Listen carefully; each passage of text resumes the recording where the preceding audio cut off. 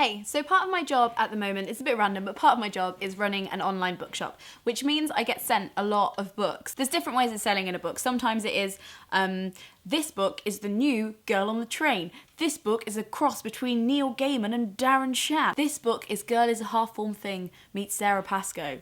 But there are other books. There are other books that, when I see published well, capture my imagination and often capture bigger audiences' imaginations just because they're so unusual in their concept. I say unusual in their concept because it's, you know, you can't always be original in your concept. Sometimes things have been done before, but they're the books that look beautiful, but also you can summarise in a sentence. And people go, oh, that's unusual. They're the ones that are often really great to keep forever, to dip into when you're feeling uninspired. And also they're really, really, really great as gifts, especially if people own loads of books or aren't really that keen on books, but might be keen on these weird themes. Things should become clear in a second. This is a book called The Secret Lives of Colour.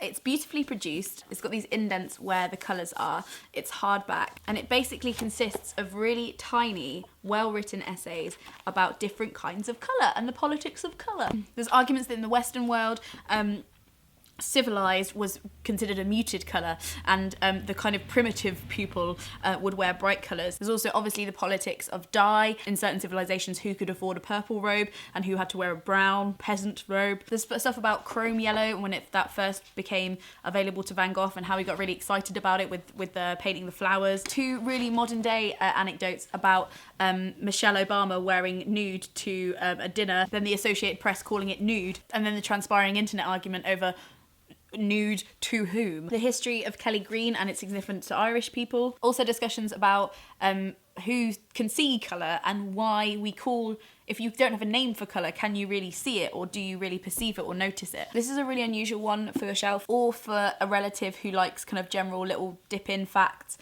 or is studying art, or just, I don't know, I think this is a really interesting one for so many different kinds of people. This book is called Survivor, The Portrait of Survivors of the Holocaust. This photographer went out of his way to find as many survivors of the Holocaust as possible and get them to write down a message in their own handwriting next to a beautiful portrait of them. I like how undramatic this is. It is so, because there's only pictures of the people and only text that they've written, there's not a lot that you can overlay onto this narrative and make it feel, you know, Hollywood sad or sensationalist sad. It's got a lot of dignity to it. I think that this is just such a great artistic record of an event and a vanishing generation of people without it being a bit sick. The market for Nazi and Holocaust books is to be fair, it's a huge market, and doing that with class and respect is really hard, and I think this has really achieved that, and I think it's a beautiful piece for anyone to own, really. The next one is this. I love this. I will finish this one day. I've owned this for, I don't know, I've owned this since I worked at Waterstones like 6 years ago, and it's called 101 True Encounters. Craig Brown managed to find all of these famous people and tell a story about them each in 101 words. Each story is 101 words. There's 101 stories, and each story is about one famous person meeting the next famous person, and they're all true. So I started reading this ages ago, and then I kind of just stopped because I got a bit overwhelmed, but I want to make my way through it all together. The first one is Adolf Hitler is knocked down by John Scott Ellis. John Scott Ellis talks of the Boche with Rudyard Kipling.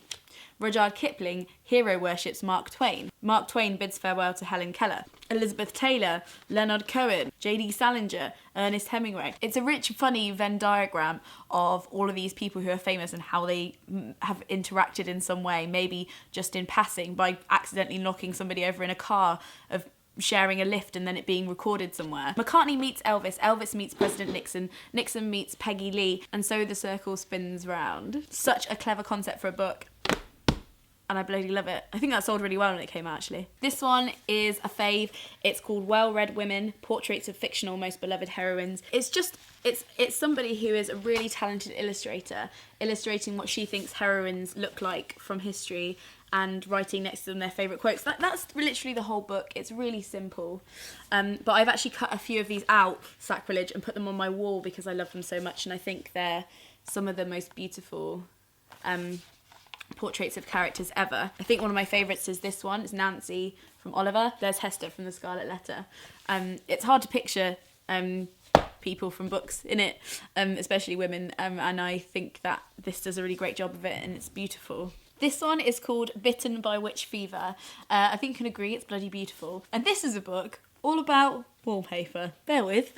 During the rise of a newly industrial world, lots of different kinds of these really vivid, luxurious wallpapers were created. Awkwardly, they were all found to have arsenic in them. So it's kind of a history of the poison in the home and all of the kind of politics around that. But it's also just really beautiful wallpaper samples of these really old wallpapers that don't exist anymore. And in between you have these beautiful little sections of writing and history inlaid in the book. It's just an unusual one. Like, I don't know. I'm like, who wouldn't want this? And also, who would want this? I don't know. I just kind of like, I don't know, it just captured my imagination. And lastly, I love this idea, and this book did really well when it first came out, The Novel Cure. Are you weary in brain and body? Do you desire a positive cure for your pessimism? Do you require Bronte to reboot your broken heart? This is a catalogue of literary tonics for any ailment you might have. It's also just quite fun to read on its own. But anyway, you can cure low sex drive, xenophobia, a yearning for home, unemployment, snoring, rails going off the...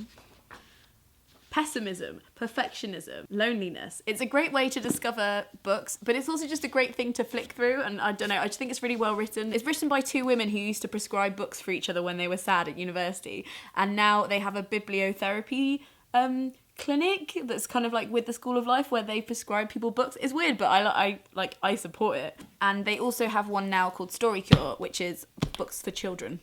Thanks for watching. I know these are more unusual like book lists, but I kind of enjoy them. This is part of a series I'm doing on my channel where I'm doing 40 videos during Lent. If you would like to watch the playlist and catch up, you can click here. I love finding really unusual books, so let me know your favourites below, and I will see you in my next video. Frog snug out.